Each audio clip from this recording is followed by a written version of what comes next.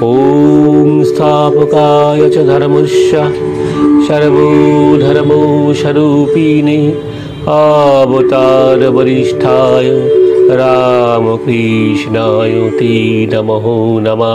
निरञ्जनं नित्यमनन्तरूपं भक्तानुकम्पा धृतविग्रहं वै ईशावतारं परमेशमिदं तं रामकृष्णं शिरसा नमामः।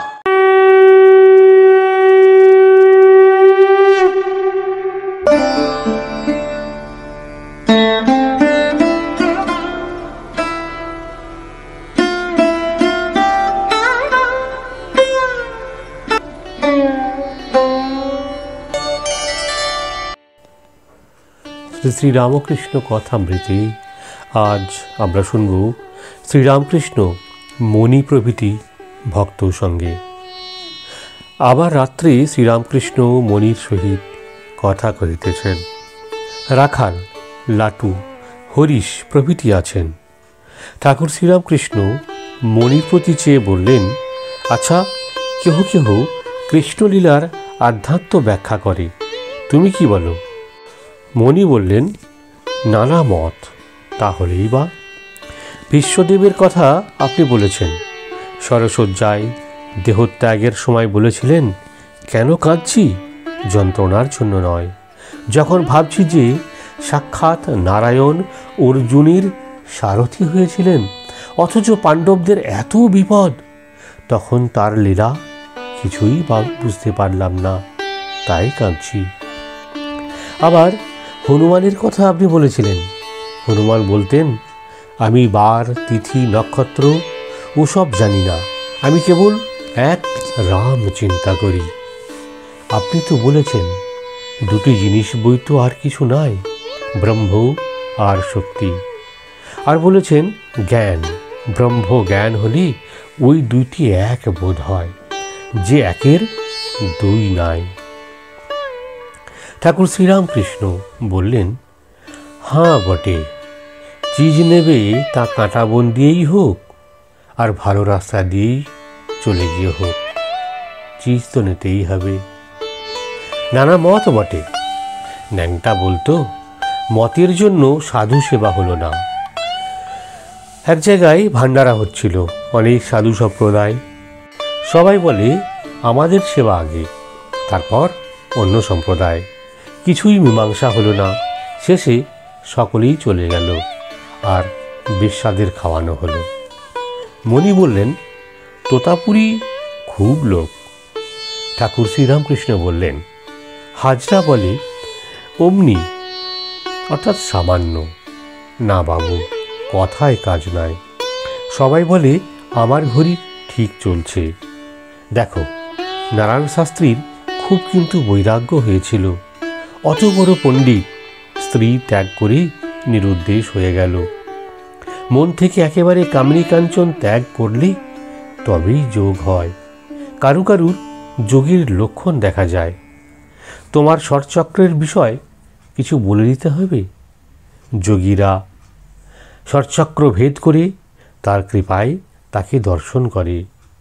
ষটচক্র শুনেছ? মণি বললেন, বেদান্ত মতে সপ্তভূমি।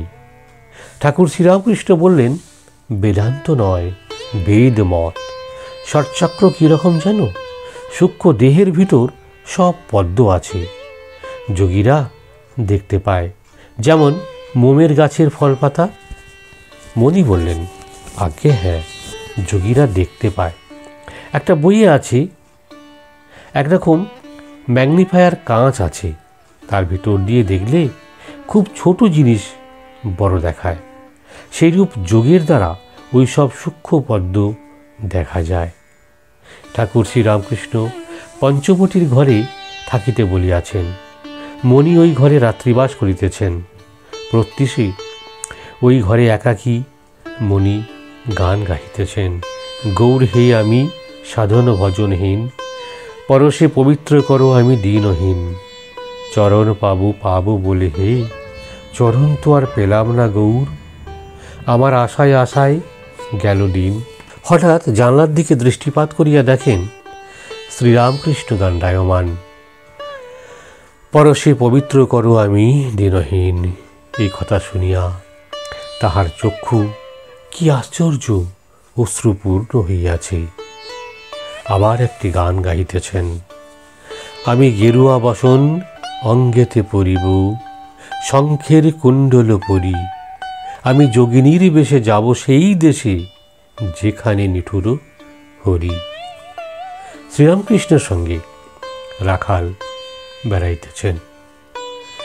পরদিন শুক্রবার 21শে ডিসেম্বর, 7ই পৌষ, কৃষ্ণা অষ্টমী।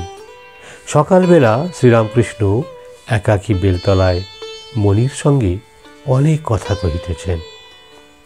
সাধনের নানা গুহ্য কথা, কামিনী কাঞ্চন ত্যাগের কথা, আর কখনো কখনো মণি গুরু হয় এসব কথা বলিতেছেন। আহারের পর পঞ্চবটিতে আসিয়াছেন। মনোহর পীতাম্বরধারী, তাই পঞ্চবটিতে 2-3 বাবাজি বৈষ্ণব আসিয়াছেন। একজন বাউল, তিনি বৈষ্ণবকে বলছেন, তোর ডোরকৌপিনের স্বরূপ বল দেখি। অপরাহ্নে নানকপন্থী সাধু আসিয়াছেন। হরিশ রাখালও আছেন। সাধু নিরাকারবাদী। ঠাকুর তাহাকে সাকার ও চিন্তা করিতে বলিতেছেন। শ্রীরামকৃষ্ণ সাধুকে বলিতেছেন, ডুব দাও, উপর উপর ভাসলে রত্ন পাওয়া যায় না। আর ঈশ্বর নিরাকারও বটেন, আবার সাকার। যেমন পত্র পড়ে নিয়ে সে পত্র ফেলে দেয়, তারপর লেখা অনুসারে কাজ। আমরা আজকের এই পর্বে শুনলাম ঠাকুর শ্রীরামকৃষ্ণের ঈশ্বর চেতনা। প্রতিনিয়ত আমরা এইভাবেই শুনতে থাকব শ্রী শ্রী রামকৃষ্ণ কথামৃত। আমাদের সমস্ত পর্বগুলি পেতে হলে এই চ্যানেলটিকে অবশ্যই সাবস্ক্রাইব করে রাখবেন। আর আমাদের ভিডিওগুলি ভালো লাগলে আত্মীয় পরিজন বন্ধুবান্ধব সকলকে শেয়ার করতে ভুলবেন না। জয় রামকৃষ্ণ, জয় রামকৃষ্ণ, জয় রামকৃষ্ণ। নিরঞ্জনং নিত্যমনন্তরূপং ভক্তানুকম্পা ধৃত বিগ্রহং বৈ ঈশাবতারং পরমেশমিড্ডং